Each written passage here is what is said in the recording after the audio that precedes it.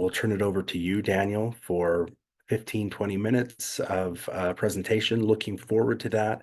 And then we'll also run some Q&A afterwards. So just briefly, and then Daniel, please, you're welcome to add anything else to this bio that you'd like. But Daniel is the head strength and conditioning coach and coordinator of the Sports Performance Center at Trinity University in San Antonio. And he's been there at Trinity since 2008.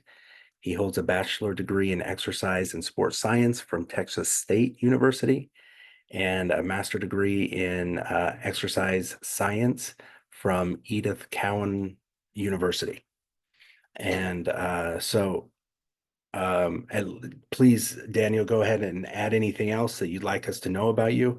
And then also, based on this picture that you're showing us, what is your max deadlift? Because that's a lot of weight on the bar. Yeah, sure. Can you hear me okay? We're good. Okay. Yeah, so my max deadlift is not that much. This is definitely like this was I wouldn't call it a performance. I anyway, as far as deadlifts are concerned, I think that I'm very modest with respect to that. But yeah, I have my background. I've been at Trinity here since 2008. I was a coach with our women's volleyball program specifically until 2017. At 2017, I took on a full-time role here with the university, overseeing, in principle at least, as I was telling Landon before, 17 of our varsity teams, all of our teams except for football. On a practical level, I work with 15 of those teams, which is around just over 300 athletes on a week-to-week and day-to-day basis. So it's quite a lot. Functionally, our approach is integrating dual force platforms, but the degree to which we're doing so varies based on the semester, the day, the week, and the year. Right now, we're doing quite a lot, but again, that fluctuates just based on like wherever we are from a resource and a process standpoint. Those are our main constraints that will keep me from doing more, and sometimes folk force me to do less. But if we're okay from here, everybody, you guys getting my screen with okay, perfect. I'm just gonna jump right into it. Okay, so we're focused on performance profiling here. As I was talking in the breakout room, is saying that essentially we bucket this into three areas. We have performance profiling, athlete monitoring, and the rehab and return to play space. And I'll talk more about the criterias for each and the way that I bucket those elements. But for now, from a performance profiling standpoint, the primary things we're going to take into consideration are the force production capabilities, the impulse relationship, and then we're going to talk about vectors as being the coordinative element of that strategy. So here we see what we focus on is the counter movement jump test. I always describe the counter movement jump test as the 1-inch punch of dual force platform testing. At least it's about doing more with less. So what I'd like for people to think about when we're looking at these measures is when we're operating on a body weight vertical jump test, what part of the force equation are we working with, right? What part of force equals mass times acceleration are we optimizing, are we looking at? And it is 100% the acceleration component, right? We're not playing with the mass of the athlete unless you're doing load velocity profiles, which is possible. But for the most part, when we're doing large volumes of jump testing and monitoring, we're looking at how the athlete is dealing with their body mass, how power, speed, strength, impulse characteristics come through that performance. The other part of this is going to be the impulse equation. So force times time equals mass times the change in velocity. That's the impulse equation, the impulse momentum relationship. So force times time is what we're talking about, okay? And with specifically, and again, what we just talked about briefly in our breakout room is when you're thinking about impulse and we're thinking about jump performance, we talk about limb asymmetries a lot, but what we'll see in vertical jump performance is what we will call a force time asymmetry. Is somebody biasing their force production capabilities towards force or time, or are they optimizing that relationship? Okay. And when we think about how to optimize that relationship, we can basically think about shovels, right? If we get a shovel that's too big, it's going to negatively affect our efficiency.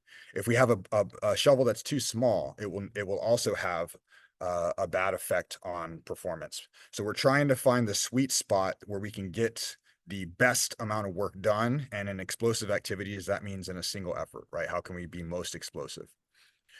And that's what's going to help us to move the needle. So that's a primary thing.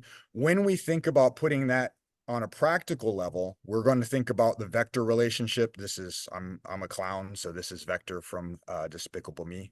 But this is the vector equation. And what we're thinking about in moving the needle is going to be moving from what I would call hygiene standards to our performance criteria, or what we could call drivers. And hygiene has to do with just what will make the environment, whether it's rehab or performance, what will make the environment sanitary, right? It's the absolute basics. It's the stuff that should operate in the background. I always say it's like antivirus software on a computer. It's not why you buy a computer, but it's there operating in the background to make sure that things operate efficiently. Okay.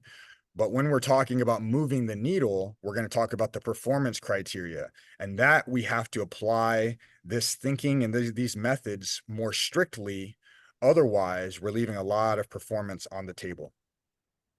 So when we're talking about this, we're going to focus on the counter movement jump with the hands on hips, which is what's called a kimbo. Okay. And this is a counter movement jump force time profile that also is showing us. This is from Vald Performance Technology. That's showing the relationship, also integrating the limb components with the blue and the orange curves here. So the first thing that we give consideration on this is going to be our peaks that occur, okay? And the sequence that those peaks occur, that's what's going to give us our vector relationship, okay? The first peaks that we want to pay attention to and highlight are going to be eccentric peak velocity and eccentric peak power. This dark blue curve on the bottom is eccentric peak velocity. And this, this aqua-ish color is our power curve, and that's our first peak. That's the eccentric peak power peak, okay? Our second peak is eccentric peak force, and that represents the force absorption characteristic. And then we have concentric peak power is our third peak. And then our fourth peak in the jump sequence is concentric peak velocity. To the right of that jump curve, you're going to see the landing curve, but we're going to focus again on the counter movement jump and on the actual jump profile. So here's something that we want to consider in thinking about this. That sequence and how that occurs is telling us where we can prioritize sequentially in the athlete's development and in our monitoring of that development. So the thing that will happen is in this sequence, it's going to be eccentric velocity and power relationship is our first characteristic. Then it's the eccentric concentric force, right? What could be termed zero velocity, the zero velocity relationship. And then we'll have concentric power and concentric velocity, and we'll talk a little bit about the concentric characteristics. So when we line these up sequentially and how that's happening, this is how it looks. If we look at the eccentric power on the far left, what are our constraints? Again, we're dealing with body mass here specifically. So we're primarily looking at how does that athlete produce acceleration, and then how is that going to create load? If we're going to create increase in forces, it means we're going to create greater acceleration. How are they doing that when they're standing in place and moving from an absolute dead stop? Well, it's a coordination element, and there's language that aligns with that from a technical model standpoint that we want to give consideration. This will primarily impact how the athlete creates load absorption. I realize in physics communities, this is something that they have a problem with us using that term. I'll continue to use that term because I'm not a physicist, I'm a strength and conditioning coach. But load absorption is, we have to look at what the hardware capabilities are of the athlete. Otherwise, if they try to go faster in that down phase, in the braking phase of the jump, if they don't have the strength characteristics to handle that, then they will do a poor job of transferring that energy into the propulsive phase, excuse me. So the eccentric power is what loads that position. Their eccentric force capabilities will tell you whether or not they can tolerate that position well based on how strong they are, maximal strength characteristics. And that goes down to some of the architectural elements, right? Muscle hypertrophy, and then some of the actual alignment, getting down to the physiological level. I'll underemphasize that for now. And then we have that transition to concentric characteristics. And what we always say about this is that the concentric is not a mirror image of the eccentric. On the concentric phase, the highest forces will occur at the lowest velocities. That means in that transition from the eccentric to the concentric phase, okay, in that bottom position of the jump. And then the highest velocities will occur at the lowest forces. So in order to transition power into velocity in a vertical jump, you have to show that that load absorption characteristic is being utilized effectively with the push-off phase characteristics, which is a coaching criteria component.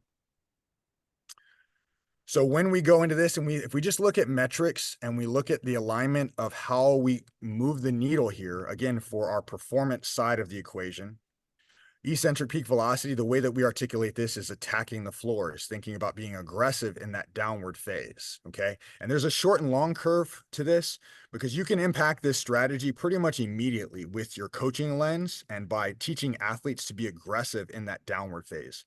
But again, what I indicated before is if we have not done an adequate job of training the strength relationship, they will show a poor ability to transfer those forces into the concentric phase, into that propulsive phase. So here we can see in this athlete across multiple tests and across about, I think it's just under 2 years of time, you can see them having a positive effect on their negative velocity. So going down into the negatives on this is better because it's that's how we track the negative velocity is in that downward phase. Excuse me, I'm speaking redundantly here. And this is the visual I always give our athletes is like, is it what's actually happening? Are they just free falling into this, or are they literally pulling themselves down aggressively into the ground, right? Can they go faster than gravity? Yes, they can drop faster than they would in like a typical squat pattern. Then when we think about eccentric peak force characteristics, we're looking at, again, how we characterize it before is load absorption characteristics. We want to see those absorption characteristics are highlighted in that downward phase and find ways to push athletes beyond the limits of their concentric strength. So here in this video that I'm showing here, I'll play one more time, is we're doing an accentuated eccentric pattern that you can do a lot easier if you have flywheel technology. We do not, so we're utilizing our belt squat machine here, the Pit Shark, to create an overload specifically in that eccentric phase. And then concentric peak velocity. So here in the concentric characteristics, we'll know we're making an impact here because the concentric velocity characteristic is what's going to determine jump height. So if their jump height is going up, we know that they're developing velocity characteristics, but we have to be specific about what kind of velocity characteristic that is. And I characterize this based on these two metrics. Jump height is a fast finisher, meaning at their peak velocity, their terminal hip extension phase of jump performance, they are going very fast. That's a fast finisher. That means they finish the jump fast, but sometimes those athletes take longer to perform that jump. Then we have a fast jumper via the RSI mod metric, which is meters in seconds. So meters per second, meters how high, seconds how fast. So the RSI mod characteristic is different than standard reactive strength though. And I characterize it as movement velocity, because what we're really saying is not the speed that they finish with, but the speed that they move through the entire jump motion, meaning from no movement at all, standing still, standing in place, to going absolutely full speed at the end of jump performance at that takeoff phase. So that's giving a breakdown of how we track those metrics. And then here I'm just going to talk and kind of zoom out into the technical model elements that affect how athletes perceive vertical jump performance. So my benefit in jumping into the force platform space is that I coached hundreds of jumpers prior to ever working with force platforms. And once I started integrating force platforms, I had a really firm understanding of what I was trying to do in each phase and had coached those phases specifically in the absence, again, of this technology. So one of the things that we'll see is when you put an athlete's hands on their hips, you'll see the athlete often regress into a more mundane expression of vertical jump performance, where the jumps that we see in their sport often reflect different positions performed at higher speeds, okay? So when we put hands on hips, we have to be sensitive to that we find a way to have that translate into a best performance relative to the constraint of their hands on their hips.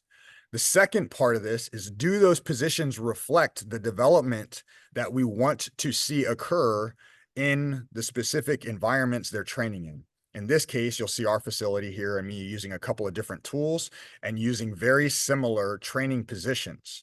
And one of the big things I want you to focus on, okay, is when you add arms into the equation with the vertical jump. So if you actually wanted to test an athlete using their arms, do their positions change? Are they using different positions, and are you accounting for those different positions?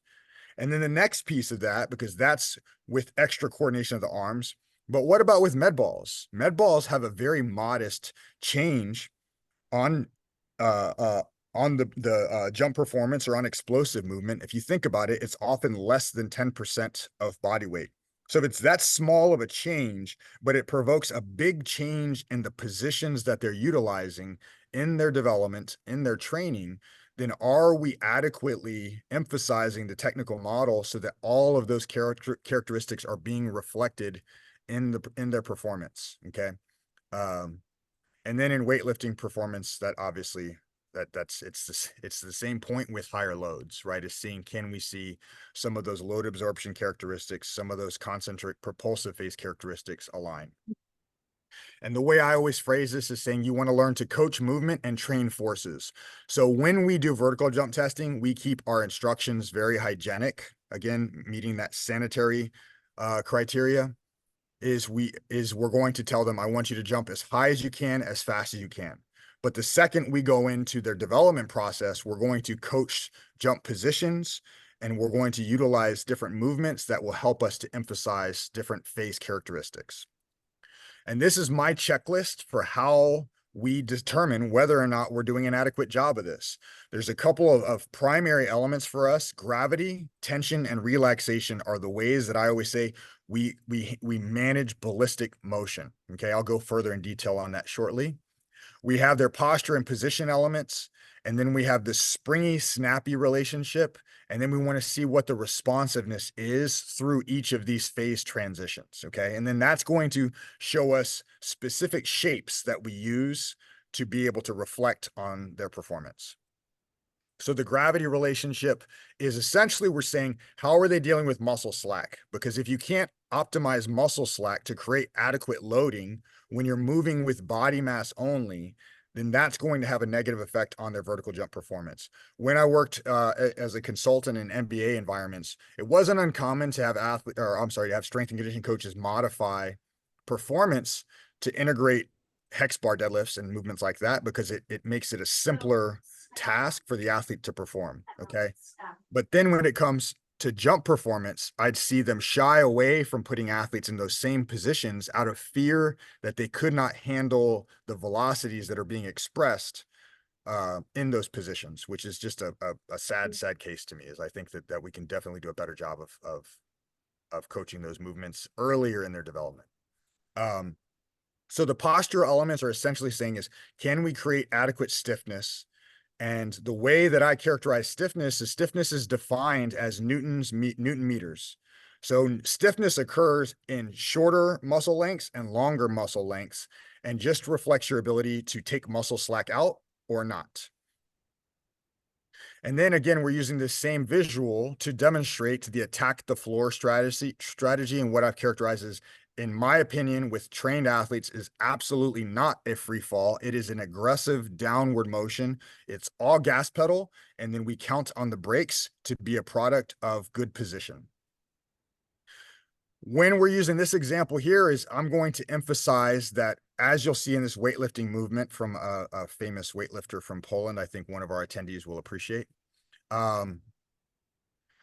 is we're going to reinvigorate what we would call ballistic performance. Okay. And what that means is I always characterize the leg and torso loading as our spring relationship. We want to load the spring, but we also want to add the arms into that, specifically in our takeoff and propulsive phase, so that we create clean lines that show that our energy is being directed vertically. So it's an aggressive action of the arms. And because the arms are long in these jump positions, you have to move very fast with them. Thankfully, the arms are not heavy, so that's an easy thing to complement jumps with. So often we'll see people in these bottom positions doing a decent job of creating appropriate flexion, but we'll often also see them not create complete hip extension and not extend their arms as a way to complement those leg actions as well. So we want to see them put that, again, that spring characteristic combined with the snappy characteristic, and that's going to give us, again, both uh, good position combined with adequate movement velocity. And then if we talk about that, we have to also integrate landings, right? Landings, I think, are taken for granted often in jump training, where landings are actually there. You'll see two different characteristics at play. You'll see what we call a decelerative landing, where the athlete's using muscle compliance. They're actually using position to slowly bring themselves into a controlled stop. I always use the example there is a lot like a commercial jet landing on a runway. They've got a lot of room. They've got a big, large moving plane, but they've got plenty of time and space to be able to slow down adequately. But you'll also see in sports like basketball and volleyball, you'll see impact landings. And we have to be able to account for this as well. And the stiffness characteristic, what are the athlete's stiffness characteristics? What are they capable of specific to what we would call, it's kind of like a jet landing on an aircraft carrier, right? Is it's they don't have as much room. They're going to have to slam on the brakes in a much shorter time period and with greater impact done to the machinery. So one of the ways in terms of integrating this into deceleration is snap down style movements and teaching athletes to use different positions, use and to emphasize that downward pull that will benefit both jump performance and landing training.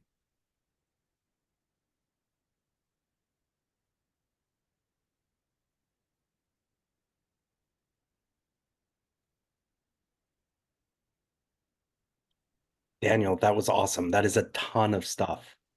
It's I hope we have some questions because I feel like I definitely like went like kind of made you guys drink out of a fire hose a little bit in terms of the way that I'll look at systems. I didn't integrate as much video for the jumps as I would like, but I think the visuals overall, essentially we're saying, like one of my mentors, Jeremy Shepard, always says, like, we're just talking about making good shapes. It's just like if you're making if it looks right, it's going to fly right.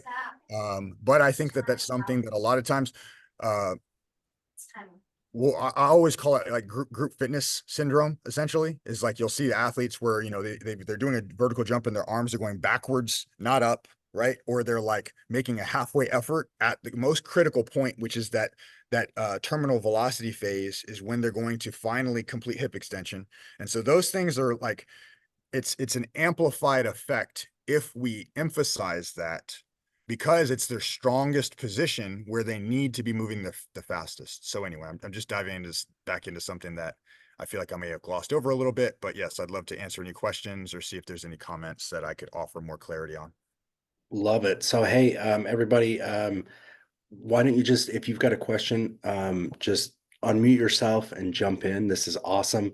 While you're kind of thinking about questions, um, just one right off the top, Daniel, is how often are you, like, what's the frequency of your CMJ assessments for athletes? Yeah, so because we're talking performance profiling, that's going to be a longer time course. It just depends. Like we don't do, because of the number of athletes that I talked about, we won't do strict monitoring in that way where we're doing week to week assessment, right? I have, if you guys didn't catch, I'm responsible for like more than 300 student athletes, so it can be quite a cluster. What we will do is utilize specific time periods to demonstrate the importance of fitness fatigue management.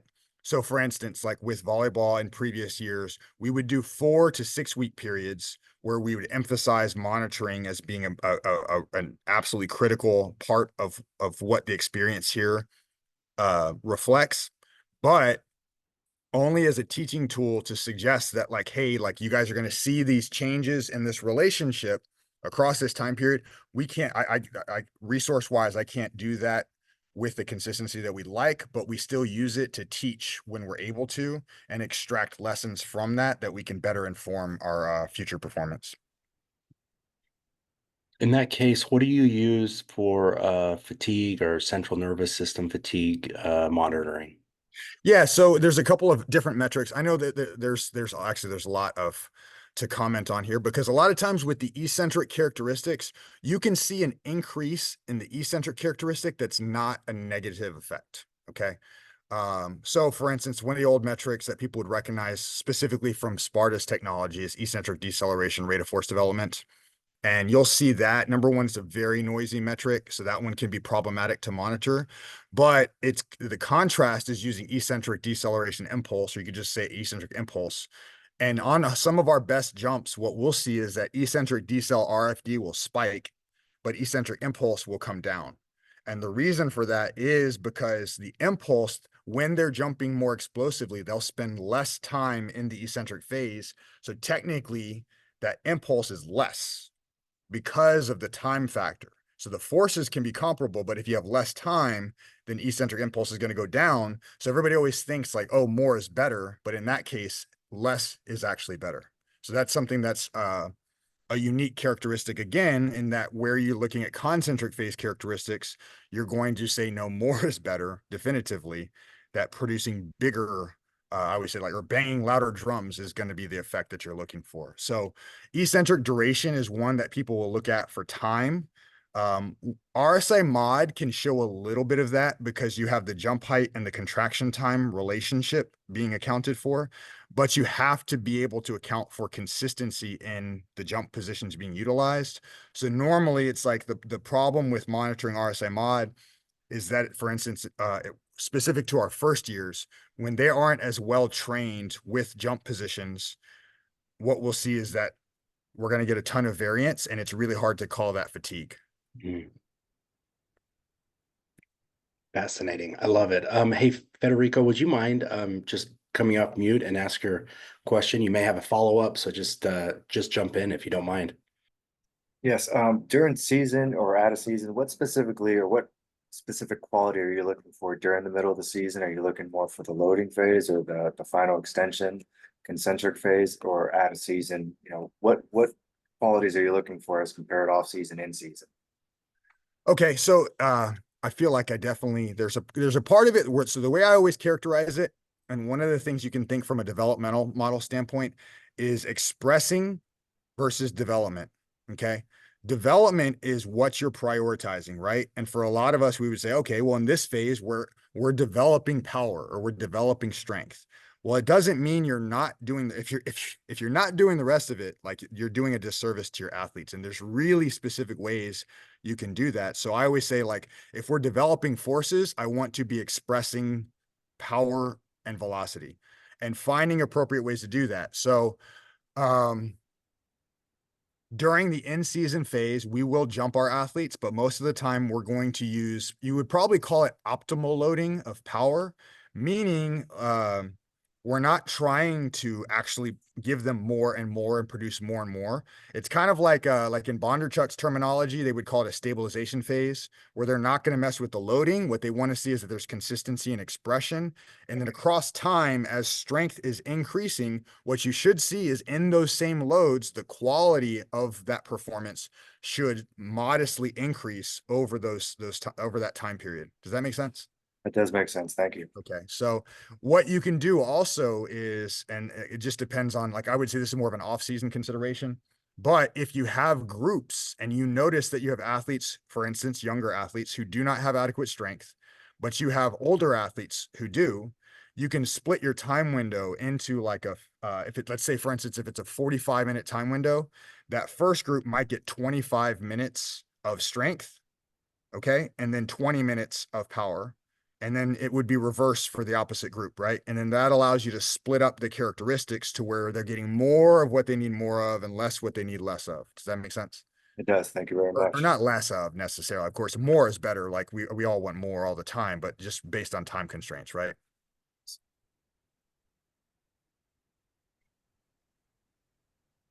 I've got a couple other questions, but I don't want to monopolize the time. Please, if you have any other questions, just jump off mute and jump in.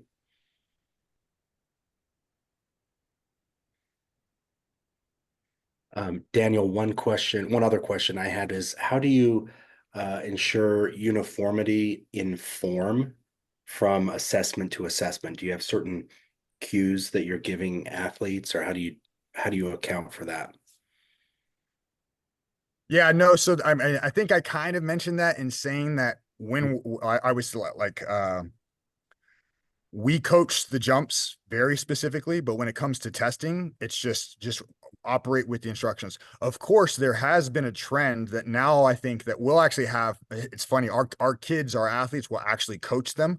They'll see somebody who maybe is testing for the first time and they're like, you're not even using good position, you know, like they'll say something to them about it. They're like, you're not even bending. You're like, you're just like, because some of them, there's always that, there's like, can be like a proximity bias where if you say jump as high as you can, as fast as they can, for some reason athletes they'll hear fast and they're like, oh, okay. So they go really fast, but I'm like, well, you got to go high and fast, right?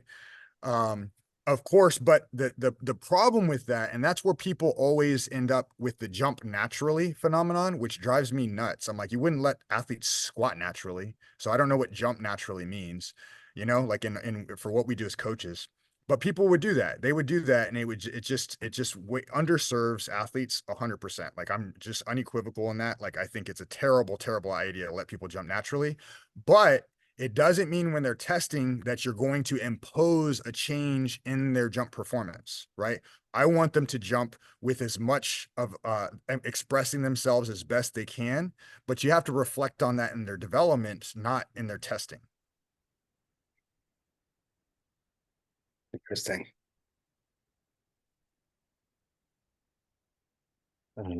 What, any other questions from the group? One other question for you, Daniel, is what what other assessments? I'm curious what other assessments you run and what are you looking for out of those assessments? Yeah, so we'll use on occasions when we mention load velocity, it would be nice if you could do a smaller change, but we use a standard. So we use Sorinex's hex bars, and Sorinex's hex bars are 70 pounds. So that's pretty much our standard loaded variant. So if we're going to add a load criteria to the jump, is we'll just have 70 pounds of additional, which is not going to have an ideal relationship to their jump performance, but it just gives us great consistency. I won't do full on uh, um, load velocity curves where you could do like, because a lot of times you'd see like, okay, 25% body mass, 50% body mass, 75%. I don't think anybody's doing 100% body mass or plus 100% body mass on a regular basis, but you can do 25, 50%, I think is a really great way to add some insight into their capabilities across load and velocity.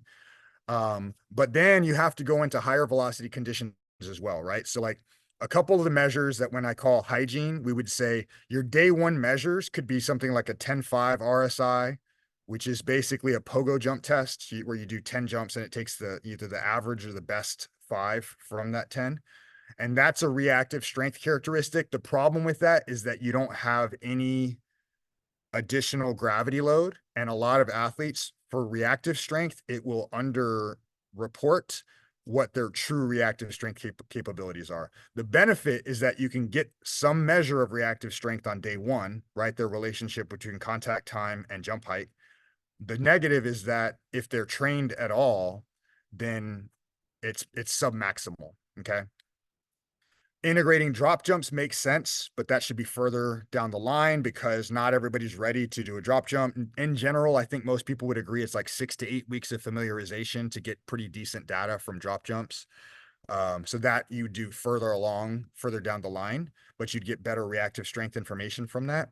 And then we have whatever the portable isometric mid-thigh pull setup from Vault Performance that we use for isometric mid-thigh pulls.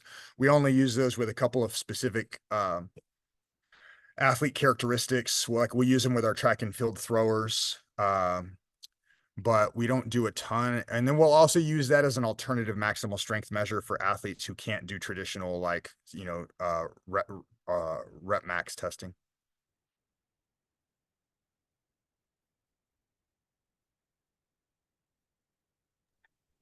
Got it. Let's see. There is a question in here from Juan. He says he's traveling, so he didn't want to unmute, but he says, Daniel, what were the biggest challenges in terms of development and expression of qualities that you saw teams face during a high density schedule, such as in the NBA? For example, in hockey, we play on average 3 games per week. what are some of your tips for best practice in terms of development and expression of these eccentric, concentric force and velocity qualities? Yeah, it's a great question. So basically, like I would use the phrase deconstruct. So if you think like a fine culinary experience, sometimes you'll hear deconstructed salad or something like that. I've had limited experience in that realm, but I know enough to know that. Um, and that's what we always run into is when we talk about the impulse part, because people are always like, they're like, oh, well, just measure impulse. And I'm like, yeah, but the problem is you can't communicate that clearly. Like I spent 8 weeks trying to teach one of my mentors how to use impulse to better develop athletes, and it was lost just because of the language component of it, right? Which is a real thing. It's an absolute real thing in our environments. If you say, okay, go fast, compared to saying like we want high velocity, some of those subtleties, just anything that helps something resonate with somebody more. um so I would say we want to deconstruct that criteria, and then we can emphasize, and that's where like the development and expression is like, okay, well, one of the ways that we deconstruct that is I'll use a characterization. I'm going to try to do a demo here in a second. We use what's called a zero drop, zero velocity jump exercises. And what that is our exercises where we utilize that spring component of a plyo, but done from a set jump position. So I'm going to show you one right now if I can kind of adjust my camera here. So I'd go to like this kind of position like this, set like that.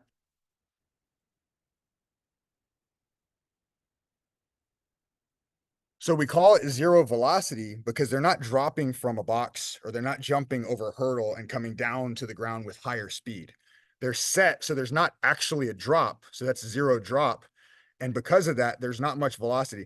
The velocity they're experiencing is from the push off phase, is from that down push that they're creating, right? And so we want to teach them to be firm on contact with the ground, but we also want to vary the angle. So that one specifically, we would call zero drop, zero velocity. We'll do some of those from high joint positions, meaning like a drop jump position where they're just barely flexed from their hips and trunk. And we'll do some of those from low reactive jump positions, which reflect more of like the depth jump characteristics, where they're going to flex more from the hip, knee, and ankle, essentially dropping lower into position and creating that same motion, right? And that's not going to accentuate performance the way that going off of boxes or over hurdles will, but it will give them the chance to practice that characteristic earlier in development. When you do manage to shift into true plyometrics, then the athlete will be more familiar and will be better prepared to start creating that same performance off of a box or off of a hurdle, whatever that is. Alternatively, what you see is you expect them to be more springy because they're stronger and maybe more flexible, and you put them up on a box and you watch them hit the ground like a brick, and you realize that there's some coaching that has to be done. So that's something that we can do, and we'll do that in the in-season phases. Again, I don't think it's anything that's like mind-blowing necessarily. I just think it's something that allows you to say that you're doing elastic work way earlier in the development process than is maybe, traditionally being done. I think the extensive jumps are a great example of that. You can build up volumes of extensive jumps a lot, but the problem with that is there is absolutely the upper body component of teaching jumps is huge. It's absolutely huge.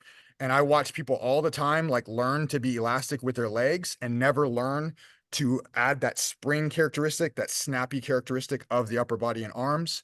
I see the same thing in people when they're learning Olympic weightlifting techniques, is that they're always very flat with their upper body and their pull. All of those things, it's all the same stuff to me. And the way that, and Alex Ramirez, my intern here that's present, he'll recognize that we're working on that stuff every single day. That's awesome. Let's see, Daniel, if you could only choose three exercises to program with to improve vertical jumps, what would they be? Ooh, good question. Um, 4 vertical jumps. Good question. I always want to make it more complex. You're asking me to make it No, simple. no, well, I love the complexity that you're throwing at us, so I don't want to stop you from that. No, no worries. So I absolutely am a believer in Olympic weightlifting technique. Like, I think if you do the Olympic, I personally think I'm like, there are perfectly good reasons. Again, like we respect the, like, I always call them soft and hard restrictions. Some people have hard restrictions. They're never going to be able to integrate weightlifting performance. But I think in terms of understanding the overall harmony that we're looking for, weightlifting movements are absolutely dead on. So I would like to have a hang clean or a power clean integrated um, on a regular basis. I would say you need something for maximal strength characteristics. I probably glossed over this a little bit, but I always call it the hardware software elements, right? When people watch me jump in our environment, I look very springy. Uh, I'm very polished with my, of course, like I coach these things every single day. I work really hard at them. So I look like I can just sky, but I'm like, we have, multiple female athletes who out jump me every single day, and they may not look as polished, but because I'm 40 plus years old and I'm not, hitting maximal strength the same way, a lot of them have well-defined maximal strength capabilities and they're doing the same jumps and same stuff and so with that accent to their training, they're jumping higher than I am. I've never gone over 50 on force plates in in my weightlifting days, I wasn't measuring with force plates, so maybe I probably was jumping higher then. But now I look like I'm jumping very, very high, but they out jump me, and that's because it's a hardware element. So that's where the maximal strength stuff comes in. You've got to be able to transfer that. So I would say for sure, if we're talking vertical jump performance, it'd be like a hang clean. Um, I would definitely vary the maximal strength stimulus to reflect positions and change from a periodization standpoint, but I would just say hex bar deadlift just as a easy answer. And then I Mhm. would look for a high velocity component as well. So you basically have loaded velocity, right? You have a high velocity component with like depth jumps or drop jumps. And then we would have let me see, that was low velocity was hex bar, uh, loaded velocity was the cleans, and then high velocity would be jumps like a depth jump or something like that. Okay, I love it. I love it. Well, hey, we're coming up to the top of the hour, but Daniel, just want to thank you. That was awesome. Like you said, a drink from the fire hose. Thank you for giving us just a glimpse of your expertise in this area. It was just uh, really exhilarating to see. I mean, because I know you didn't even touch the top of the tip of the iceberg in terms of what you know. So thank you for sharing. Thank you guys. Thank you everybody for attending. I can see I've got several friends that I'm aware of, and so to those people who've supported me, I definitely appreciate it. And to anyone else who is attending for the first time, like, I love to help people. So if there's anything that you need, any questions, anything for follow up, feel free to reach out to me. Awesome. Thank you so much, Daniel. Yeah, thank you. Thank you guys for attending. Yeah, Take care. Bye. thanks.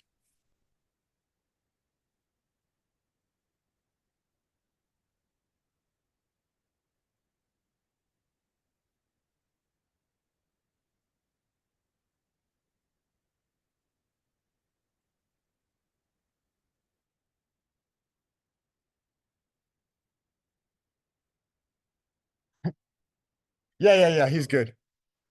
You're all good.